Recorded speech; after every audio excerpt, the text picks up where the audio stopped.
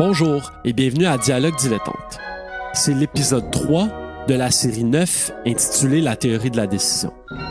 Dans l'épisode d'aujourd'hui, on parle de Leonard Savage et son chef-d'œuvre de théorie de la décision intitulé The Foundations of Statistics. Ensuite, on aborde deux nouveaux paradoxes qui ont fait évoluer la théorie de la décision. Je vous rappelle qu'au dernier épisode, au 9.2, on avait parlé du paradoxe de Saint-Pétersbourg. Tandis que maintenant, on va parler du paradoxe d'Halley et du paradoxe d'Ellsberg. En guise d'illustration de ces deux paradoxes, je vais demander à Elliot de prendre des décisions sous forme de jeu. Alors, je vous inviterai à faire comme Elliot et essayer de prendre la bonne décision. Bonne écoute! Au dernier, on a parlé de différentes choses, mais on s'était laissé sur le théorème de von Neumann-Morgenstern sur la fonction d'utilité. Puis, grosso modo, le théorème, il disait que si le décideur était capable de ordonner ses préférences d'une façon qui respecte certains axiomes, alors on peut toujours trouver une fonction d'utilité qui va traduire les préférences en termes d'espérance d'utilité. Puis là, on va sauter à 10 ans plus tard, donc en 1954, Leonard Savage, qui est un mathématicien, statisticien américain, va publier un livre qui s'appelle The Foundation of Statistics. Puis on voit un peu juste avec le titre que la théorie de la décision, c'était encore vu comme une branche de la statistique à l'époque. Ouais, ok. Puis lui, il va s'intéresser... Puis aujourd'hui, c'est considéré comme peut-être une... C'est une branche à part qui est étudiée dans plein de domaines, dans le fond. Comme en stats, dans mon bac à l'UDM, si tu fais le bac orientation statistique, tu auras un cours de théorie de la décision. Mais les chercheurs en théorie de la décision, ils vont en avoir dans des départements d'économie, de finance, de recherche opérationnelle, un peu partout. Je comprends. Okay? C'est plus comme une technique ou une méthode. Puis ils vont utiliser les mêmes fondements exact. Que, par exemple, la branche de la statistique, mais appliquée à leur domaine. Exact. OK, cool. OK, fait qu'est-ce qu'il a fait Savage? Ben, il a reformulé les axiomes de von Neumann-Morgenstern, puis lui est parti vraiment d'un fondement philosophique, comme il s'intéressait à comme c'est quoi une probabilité, des choses comme ça, puis il va voir un peu la théorie de la décision comme une clé dans ce problème-là. Donc lui, ça va être ce qu'on peut qualifier d'un bayésien, si on veut, comme il va croire que les probabilités, ce sont des croyances subjectives que les gens ont sur le monde. Puis à partir de ça, il va reformuler un peu le théorème de von Neumann-Morgenstern, puis il va développer ça, puis il va montrer comment ça s'applique dans différents problèmes de stats, des choses comme ça. Okay. Donc, ce qui est vraiment important, c'est qu'il va, à partir de lui, on va prendre ses axiomes, plutôt que ceux originalement posés par von Neumann et Morgenstern. Puis, pour faire évoluer la théorie, pour faire évoluer la théorie de la décision, le prochain point, ce sera celui où quelqu'un s'attaque à un des axiomes. Okay? Donc, cette attaque-là va venir d'un économiste et physicien qui s'appelle Maurice Halley, qui est aussi un prix Nobel. Okay? Puis lui, il va s'attaquer à l'axiome qu'on va appeler l'axiome d'indépendance, que je vais vous expliquer brièvement dans quelques secondes. Donc en 1953, okay, donc c'est avant la publication du livre de Savage, mais les travaux de Savage n'étaient pas encore mis en livre, mais ils étaient connus. Là. Okay. Il va prononcer un discours à New York qui s'appelle « Les fondements d'une théorie positive des choix comportant un risque et critique des postulats et axiomes de l'école américaine. Okay? » Donc, il va explicitement s'attaquer aux axiomes. Donc, il va le faire en présentant un jeu où on demande au sujet de choisir des loteries. Okay? Fait qu'on va jouer le jeu avec Elliot. Okay. Fait que je vais te proposer des loteries, tu me diras laquelle tu préfères. Okay? Parfait. OK, fait que le premier jeu, tu as deux choix. Mm-hmm. La première loterie, c'est simple, tu as 100% de chance de gagner 10 000 $. OK. Pas mal intéressant. La deuxième loterie, t'as 90% de chances de gagner 15 000 ou 10% de chances de gagner rien. Fait que, est-ce que tu préfères prendre 10 000 assurés ou 90% de chances de gagner 15 000? OK. Mettons, si j'utilise l'espérance, puis je me dis que je fais ça à l'infini, je devrais prendre le deuxième choix. Ouais. Donc, l'espérance te dirait de prendre le deuxième. Le deuxième. Ouais. Par contre, je prendrais le premier. OK, parfait. Parce que je m'assurerais d'avoir 10 000. Okay. Je suis mieux avec un 10 000 assuré qu'avec un... OK, moi aussi, je prendrais le 10 000. Ouais. Puis les sujets sur lesquels Alain a fait son test prenaient souvent le 10 000 aussi. Ouais. OK. Maintenant, on va jouer au même jeu avec 2 loteries différentes. Oh, OK. Fait que maintenant, tu as 10 000 avec probabilité 10%.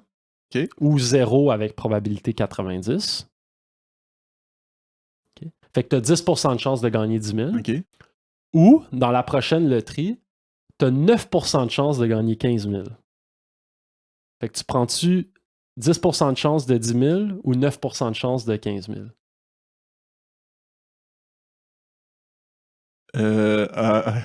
C'est la même chose. C'est la même chose que l'autre dans le... OK. Ben là, je prends le 9%. C'est cave, mais c'est la même chose que l'autre, mais je prends le 9%. C'est ça. OK. Ben, la plupart des gens feraient ça aussi. Puis tu viens de violer un des axiomes qu'on appelle l'axiome d'indépendance. Okay? Je vais essayer d'expliquer c'est quoi. C'est un peu technique. Okay? Fait que tu me diras si tu es capable de comprendre. Ouais. Fait que l'axiome d'indépendance, il dit que si tu préfères, disons, la loterie X à la loterie Y, okay, et puis que je mélange la loterie avec une loterie quelconque Z, okay, que si je mélange X avec Z, tu devrais préférer ce mélange-là au mélange de Y avec Z. Okay? Fait que l'axiome, il dit, si je préfère X avec Z, X par rapport à Y, que j'ajoute la loterie Z dans le mélange, ça devrait pas changer la préférence. Je sais pas si tu me suis. Non. Peut-être faudrait que je t'explique c'est quoi un mélange. Ouais, c'est ça. Ben, basically, un mélange, c'est de diviser... OK. Prenons la loterie X, la loterie Y. Disons que c'est des loteries qui ressemblent à ce qu'on a fait en haut. Un mélange, ça serait de dire, OK, on va jouer à comme une loterie en 2 étapes où,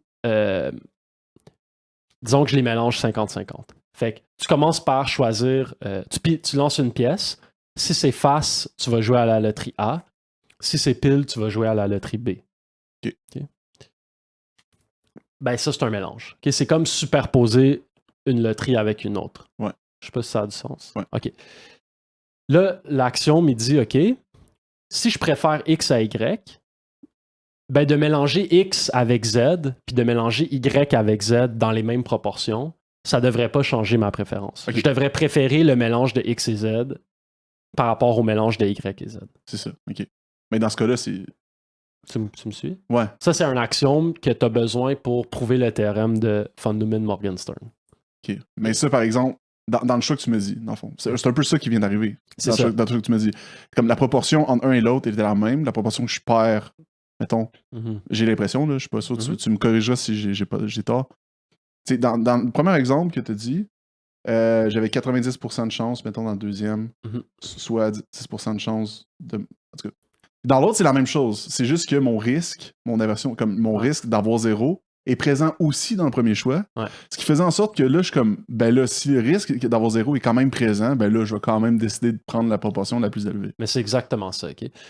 On peut montrer assez facilement, puis là, c'est un peu dur parce qu'on est à l'oral, mais dans le deuxième jeu qu'on a joué, quand je t'ai offert 10 000 avec probabilité 10, puis 15 000 avec probabilité 9%, ces deux loteries-là sont des mélanges. Donc, la loterie 10 000 avec probabilité 10%, c'est un mélange de la première loterie en haut avec une loterie qui te donne juste rien 100% du temps. C'est ça. Puis la loterie qui te donne 15 000 avec probabilité 9%, c'est un mélange de la loterie du problème en haut avec la loterie qui te donne juste 0 tout le temps. Okay?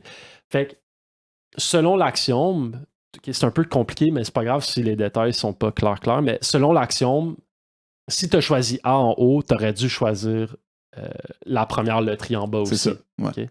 Mais t'as renversé ta préférence. Puis Allais, il va pas crier au meurtre, là. Il va pas être comme c'est la fin du monde. Il va juste dire c'est parce que dans les faits, on se concentre sur la prime de risque. Parce qu'on a une aversion au risque. Ouais. Donc, ce qui arrive dans le premier exemple, c'est que tu serais con, entre guillemets, de pas prendre le 10 000 garanti, même si ton espérance est plus basse. Plus basse que si je te donnais 15 000 avec probabilité 90%. C'est ça. Ouais.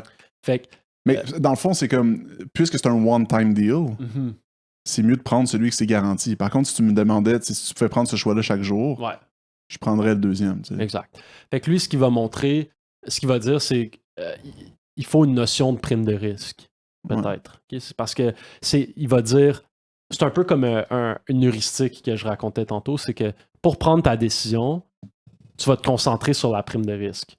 Okay? Si je te dis tu as 10% de chance de gagner 10 000 versus 9% de chance de gagner 15 000, tu as une bonne prime de risque. C'est comme, OK, je diminue de 1% ma probabilité que ça arrive, mais en prime, mon montant va augmenter de la moitié. Genre, va passer de 10 000 à 15 000. Exact. Fait que c'est ça. C'est pour ça que ton intuition, même si tu peux le calculer explicitement, l'espérance, puis tu vois que c'est pas le meilleur choix, ton intuition te dit de pas faire ça. Mais c'est pour ça que quand tu m'as posé la deuxième fois, je suis comme, OK, je comprends que c'est la même chose.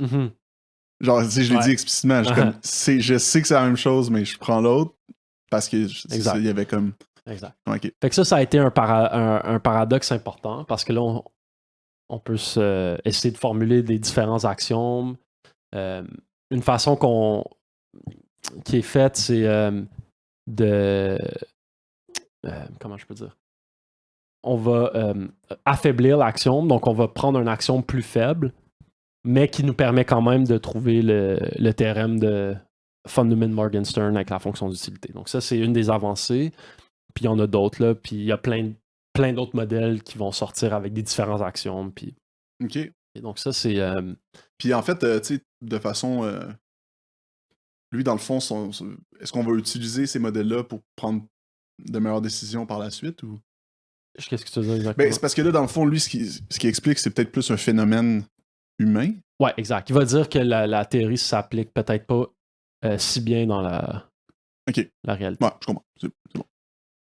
OK, puis c'est ça. Il y a comme deux volets, si on veut, deux grands volets à cette étude-là. Il y a comme la partie mathématique, puis il y a la partie, OK, est-ce que les gens respectent vraiment les paradigmes ou non? OK. Ensuite, le prochain, ça s'appelle le paradoxe d'Ellsberg. Okay? Ça, c'est paru en 1961. Okay. Dans un article qui s'appelle Risk Ambiguity and the Savage Axioms. Donc, on voit qu'il se réfère à Savage. Puis là, ici, l'idée, l'exemple que je vais donner n'est pas très paradoxal, okay? Mais il y a comme deux paradoxes d'Ellsberg. Il y en a un qui est plus paradoxal, mais il va plutôt servir à montrer un concept. Okay? Fait que l'idée d'Ellsberg, c'est de dire, OK, mais il existe des situations où on n'est pas capable de formuler des probabilités sur les états du monde. On n'est pas capable de dire c'est quoi les probabilités que les choses arrivent.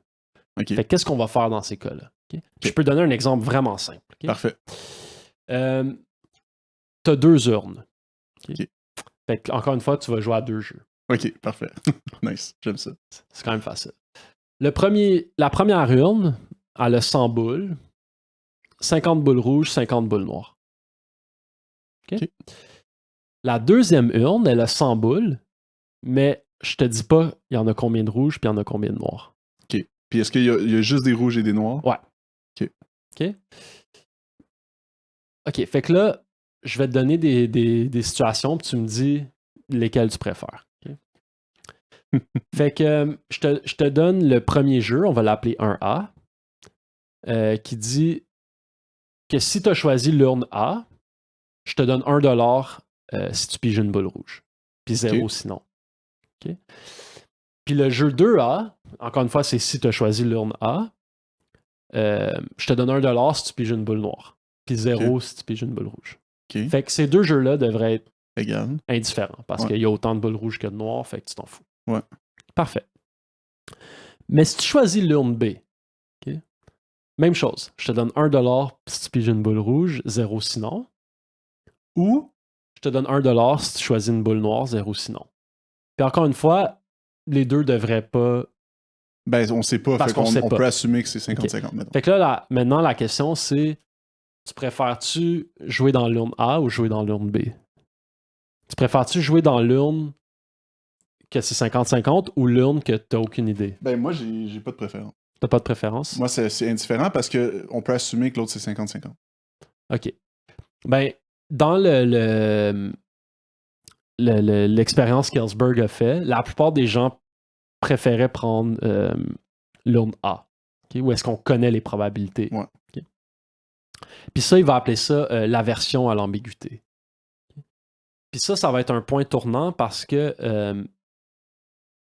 on va s'intéresser à la notion d'ambiguïté, qui va être une notion plus complexe que l'incertitude. Donc, on avait dit plutôt que comme l'incertitude ou le risque, on modélisait ça comme des distributions de probabilité. OK. Mais là, l'ambiguïté, ça va être quand le décideur n'est pas capable de formuler une distribution de probabilité. Comment il va prendre ses décisions. Okay? Mm-hmm. Donc, dans l'urne B, tu ne sais pas c'est quoi la répartition des boules. Fait quelle probabilité tu vas associer à obtenir une boule rouge ou obtenir une boule noire? Mais peu importe, c'est ça, peu importe, les chances, d'après moi, vont rester les mêmes.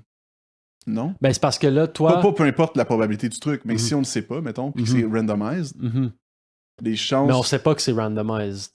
Toi, tu peux supposer que c'est randomized, que comme le nombre de boules rouges, il est choisi au hasard pour mettre dans l'urne. Parce que toi, tu n'as aucune idée. Fait que tu vas dire, OK, supposons que c'est random. Puis il faut choisir le jeu aussi. Il faut choisir si c'est le jeu rouge ou le jeu noir. Ouais. Faut que tu décides quel tu vas prendre. C'est ça. OK, ben je peux comprendre pourquoi c'est ça. les Fait gens... Ouais.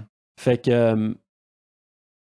c'est ça. Fait que ça, c'est une situation d'ambiguïté. Puis là, comme tu le soulèves, une des solutions, ça serait comme de supposer une probabilité, même si c'est pas la bonne, etc. Okay?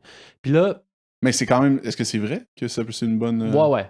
Puis en fait, une des façons que tu peux faire, parce que ça devient compliqué, c'est que tu poses des probabilités sur toutes les distributions de probabilités possibles. Genre.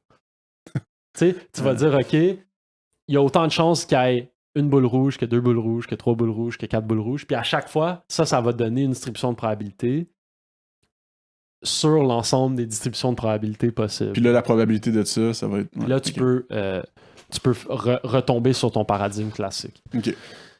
Bref, il y a plein de façons de dealer avec ça. La façon qui est comme centrale puis qui a donné lieu à une théorie qu'on appelle la théorie néo-bayésienne, qui est la théorie de la décision néo-bayésienne. Quand tu dis bayésienne, c'est-tu bayésienne? Ouais, exact, okay. Excuse. Ouais, bayésienne. Je dis pas que c'est la bonne manière de le prononcer, mais je sais que moi je le prononce de même. Je voulais savoir si on parlait de la même. Je suis pas sûr comment on le prononce. OK. C'est parce qu'en anglais, c'est juste Bayes. OK. Bayesian. Où est-ce que je m'en allais avec ça?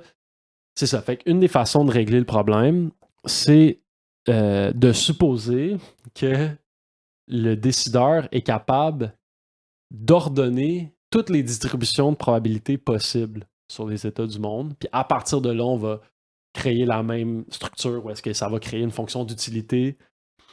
Mais comme ça devient comme un plus méta. Genre, c'est comme... On va supposer... On ne sait pas c'est quoi la vraie probabilité. On va supposer qu'il y a un ensemble de résultats possibles, qu'on est capable de dire lequel je préfère. Fait que c'est un peu... Ça devient un peu compliqué. Ouais. Même mathématiquement, ça demande des outils beaucoup plus sophistiqués. Comme les outils... Il y a beaucoup d'outils... je vais juste dire le nom, même si ça va probablement rien dire, comme les intégrales de Choquet. Ça a été inventé dans les années comme 40-50. Fait que pour résoudre ces problèmes-là, tu as besoin des outils mathématiques beaucoup plus récents que la théorie classique qui utilise des outils mathématiques qu'on connaît depuis longtemps. Fait que ces deux situations-là ont comme vraiment poussé la théorie de la décision à comme se dépasser puis à s'élargir pour considérer des cas de plus en plus complexes. Puis il y a plein d'autres phénomènes comme ça. Là. Donc, parce que c'est une théorie très formalisée, mais qui essaie d'avoir... qui essaie de bien décrire le monde, ben, il y a toujours des résultats expérimentaux qui vont venir invalider la théorie, qui vont forcer la théorie à comme se raffiner. OK. Fait que c'est intéressant dans ce sens-là. Fait que par exemple, en économie, pour prendre des décisions optimales sur des marchés, on peut utiliser la théorie de la décision. Mais il y a des cas peut-être où nos décisions vont être facilitées par le fait qu'on a un modèle qui prend en compte l'ambiguïté, qui prend en compte qu'on n'est peut-être pas capable de donner des probabilités explicites à chaque situation. OK. Même chose en sciences politiques, ils utilisent ça, finance, les mêmes domaines que plutôt la psychologie, statistique, etc. Fait que là, ils sont rendus au point où ce que justement, alors, on parlait des États du monde. Une des choses qui était importante dans les États du monde, c'était de connaître un peu la probabilité de cet État-là pour connaître les conséquences, puis ensuite, pas pour connaître les conséquences, mais pour connaître l'action à prendre. Mais là, si tu la connais pas, dans le fond, là, ça va t'aider un peu avec ça, les nouveaux théorèmes qui vont aider à attribuer, dans le fond, une probabilité d'un état du monde sans vraiment connaître absolument la donnée de... C'est ça. Ça va être comment prendre une action si je sais pas il y a combien de boules rouges dans mon urne. Comment je vais décider ce qui est optimal. Puis là, c'est comme si tu avais 250 urnes. Fallait que tu choisisses une urne à prendre le truc. Puis tu connais juste des données un peu différentes d'ici et là sur chacune des urnes. Puis le théorème va t'aider à... La théorie, va essayer de... Je dis le théorème, mais je parle de les nouveaux aboutissements sur la pensée de la décision. Ouais, exact. Oh, c'est intéressant. Ouais. Donc ça, c'est vraiment les deux paradoxes. Il y en a plein d'autres là, qui ont été importants. Puis il y a plein d'autres études, surtout des études comportementales. Donc, je sais pas si tu es un peu familier avec l'économie comportementale, tout ça. Ce qu'on fait, c'est qu'on amène des gens dans un labo, puis on leur demande de choisir des loteries, basically, là, comme je t'ai fait. Ah ouais. Puis on regarde si ça marche. Ouais. Mais oui, absolument. Ben, je sais. Puis aussi, souvent aussi même, j'avais vu des études comme... puis c'est peut-être pas dans la même branche, mais c'est un peu la même chose. Ils invitent des gens à venir, puis ils mettent, mettons, 4 choix, 4 décisions, puis ils décident quelle est la plus favorable selon eux. Puis des fois, ils font juste modifier des mots ou ils font juste modifier un peu la manière de présenter le problème. Puis ça peut être complètement différent par rapport à juste la manière dont c'est présenté. Exact. Tu sais, par exemple, mettons, il y avait un exemple que j'avais vu, c'est si tu demandais à quelqu'un, est-ce que tu es prêt à aller magasiner au magasin de l'autre bord de la rue, si par exemple ta bouteille d'eau est $1 de moins de l'autre bord de la rue. Le monde sont comme, ben, absolument, ok. Puis si ta télé est $20 de moins au bord de la rue, mettons. Ben, ta télé est à 1500, mettons. Ben non, là, je suis déjà là, j'ai pas besoin d'aller au bord de la rue. Mais tu sais, le nombre d'argent que tu gagnes, le gain que tu gagnes est 20 fois supérieur au problème avant posé. C'est comme un phénomène de anchoring, genre. C'est comme si tu compares à 1500$, tu dis 20$, c'est rien. Mais si tu es sur une base de $1, là, t'es comme, ben oui, j'ai sauvé une pièce. C'est ça, exact. Fait que, mais ça, c'est plus de la psychologie, mais depuis les années comme 70, la théorie de la décision est comme intimement liée aux études comportementales de psychologiques de ce genre-là. OK, ben ça c'était la fin de l'histoire que j'avais. Tu sais, je voulais pas rentrer dans les détails trop techniques, là, mais donc on a fait les deux paradoxes. Puis maintenant, ce que j'aimerais faire, ce serait, dans le prochain épisode, de retourner à Pascal, puis de expliquer pourquoi c'est un problème de décision, formuler clairement son argument, le citer, voir qu'est-ce qu'il a dit exactement, puis montrer c'est quoi les états du monde dans son problème, tout ça. OK, cool, merci. Vous aimez Dialogue Dilettante? Suivez-nous sur Spotify, Google Podcasts ou toute autre plateforme de podcast que vous préférez. Vous aimeriez continuer la discussion? Rendez-vous sur YouTube ou Facebook, où nos pages, toutes les deux appelées Dialogue Dilettante, hébergent chacun de nos épisodes et commentez sous la vidéo. Que ce soit pour des questions, des commentaires ou des suggestions, Venez discuter avec Elliot et Justin, vos animateurs de Dialogue Dilettante.